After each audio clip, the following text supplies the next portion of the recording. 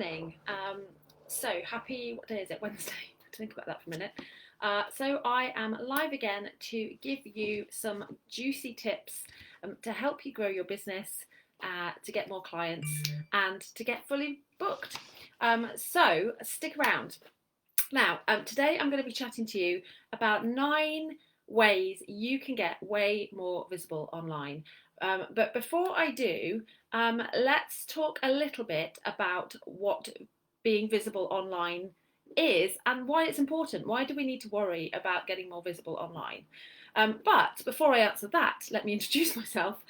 So my name is Colette Broomhead. I'm a business coach and I work with mums who have service-based businesses. So basically anyone who works with clients, and I help them to get fully booked, to get find a way that fits them, that fits their skills, that fits their personality, to create consistent clients, so it doesn't feel like a fluke.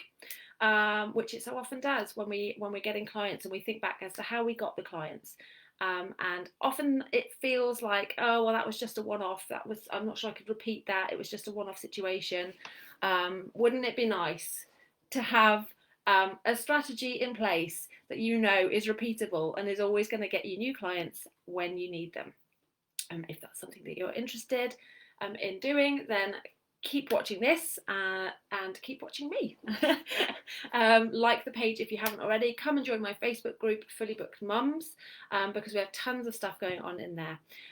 Okay, right, let's get started. So, why is it important to be visible online? What are the benefits? What's in it for you? Because it's probably, it takes a reasonable amount of effort and time in order to be consistently visible online. So why should you bother? There's a few reasons. I've got notes over here so that I don't forget them. So first of all, you want to make it as easy as possible for your ideal clients to find you. And if you're not visible online, they're going to struggle. The more visible you are online, the easier it is for them to find you. So that's one very, very big reason why you should be making a concerted effort and making it part of your strategy to be as visible as possible online. Reason number 2 is you want people to know what you do. And again, the more visible you are, the more you're there like talking about what you do and who you serve and the transformation you help people with.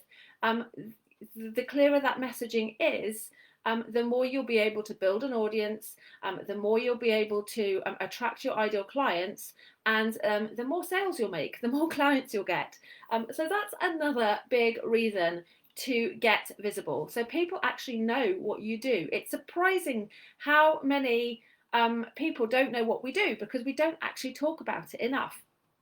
And then my third reason is because the more visible you are, the more likely you are to be front of mind when people actually need your service. If you are the person that they're seeing every day when they go on Facebook, or like the email that they have dropping into their inbox every week, then when the time comes around that they need your service, you will be the person who comes to mind. You will also be the person that comes to mind when one of their friends or family needs your service, and so you will be the person that they refer them to. So it's really, really helpful to be front of people's minds and for the first person that they think of when it comes to your service, when it comes to your industry. And the best way to do that is to be super visible. If you disappear, then people will forget you and someone else will be the person they think of when it comes to you needing your service. So those are my 3 reasons why it is super important to be visible online. Now let me tell you how to do it. So hi to anyone watching live, by the way. Lovely to see some people. Okay, so number 1, content marketing. So I'm sure you have all heard of content marketing, but let me just kind of break it down. It's one of those kind of buzz phrases that we all kind of know, but might not necessarily fully get. So content marketing is essentially where we are creating free content, free valuable content for our ideal clients, and the purpose of that is so that we can be visible, to help them find us, and to give them a ton of value so that they know, like and trust us. And it's only when they know, like, and trust us that they will buy from us. So that is the kind of core strategy around content marketing. Hey Jane, nice to see you. So what is content marketing? Well, there are three main forms of content marketing. The first one is blogging. So you could be writing a regular blog. And by doing that, you are creating content that is going to allow your ideal clients to find you. So you're going to be creating content that you know your ideal clients are interested in, are searching for, is going to inspire them, is going to entertain them. Any of that stuff is going to be valuable stuff for your ideal clients, and it's going to help them to find you. It's going to help you to be front of mind when it comes to them needing your service. So blogging is one. Another one is podcasting, which is super popular right now. Everyone is podcasting, and you know, and most of us listen to podcasts at one time or another. So that can be another great way to provide, you know, valuable content for your audience, for your ideal clients, and for them to find you. And then the last kind of key channel for content marketing is video. It depends what you end up doing, and I certainly wouldn't recommend trying to do more than one, at least to begin with. But what you end up doing will very much depend on where your kind of comfort zone is. Like, if you love to write, it probably makes sense to blog. If actually you hate to write, it probably doesn't make sense to blog, and so on. If you hate being in front of the camera, maybe video isn't the right thing for you to start with. So kind of find what feels like for you, what you think is going to show you off to your best, and go with that. Also bear in mind what your audience is going to prefer. If you know for a fact that your audience mainly loves to read, then again, probably blogging might be a good way to go, and so on. So that's content marketing. My second way to get visible is social media. Of course, I can't not mention social media. Social media is, you know, a massive way for us to be visible, because let's face it, nearly everyone is on social media, you know, on one channel or another. And so the chances are, well, yeah, it's absolutely definite that your ideal clients are going to be on social media somewhere. That means you should be too.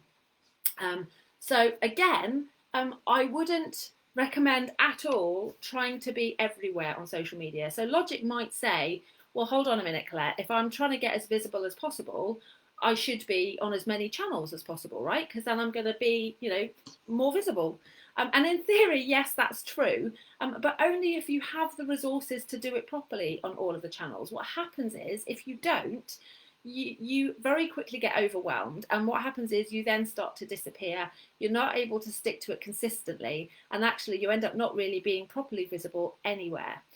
So by far the best strategy, you know, in the kind of early days of your business where you perhaps don't have a team yet, and your time is precious, is to focus on one channel. Pick one channel. Again, it could be where you feel most comfortable. It could be where you know most of your ideal clients are. It could be where you already have your biggest following, and go with that and show up consistently. Consistency is so important when it comes to being visible online. Our attention spans are teeny tiny online, and it doesn't take long for us to forget who you are if you are not showing up on our screens every single day consistently. So pick a strategy that's going to allow you to do that with as little kind of stress and overwhelm as possible. So that's social media. My next one, I've called guesting, for want of a better word. And this is, as the name suggests, going and being a guest on someone else's channel. So this could be blogging. This could be doing a guest blog for someone. It could be going and being a guest on someone's podcast. It could be doing a guest on someone's video, like perhaps on YouTube or Facebook.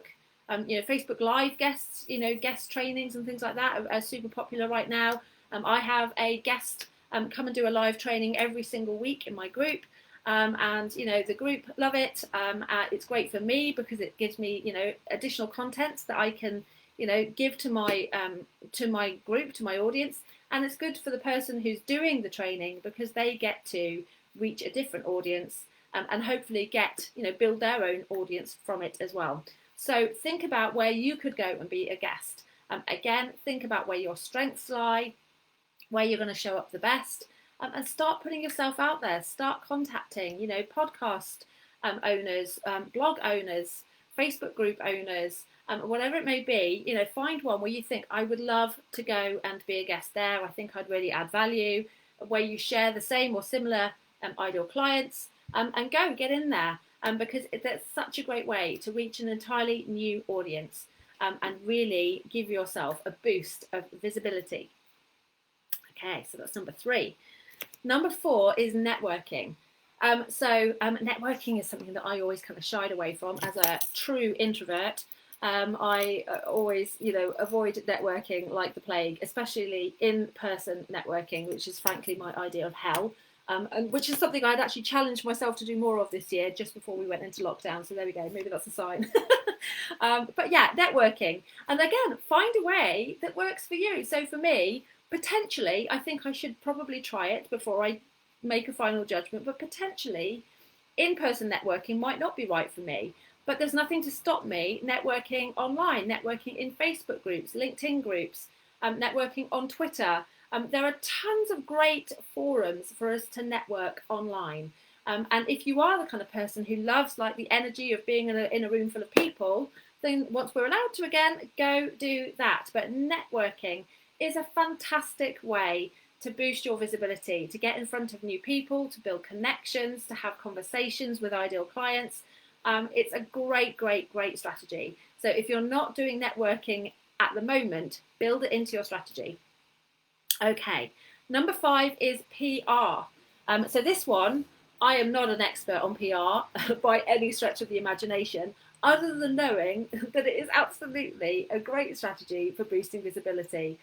So look at ways that you can use PR opportunities. Get yourself in kind of publications, get yourself on like radio interviews or TV interviews, and see how you can get yourself out there, because that is going to give you a massive boost to your visibility.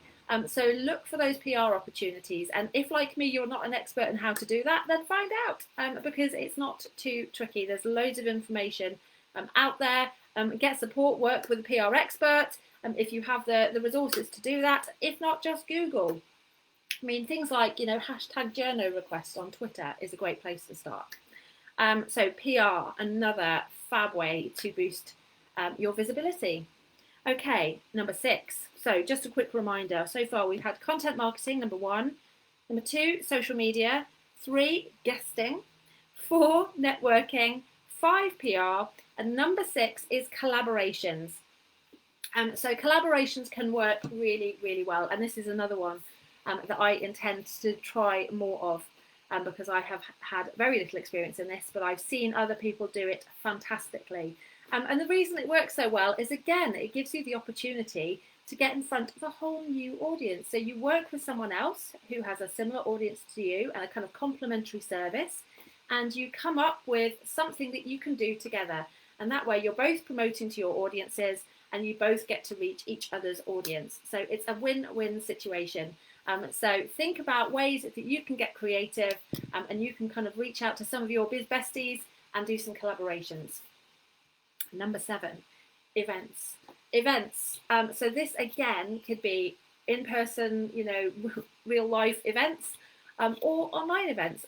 Lockdown has meant that a lot of like live in-person events have had to be moved online, and it's absolutely doable, and for many people completely preferable.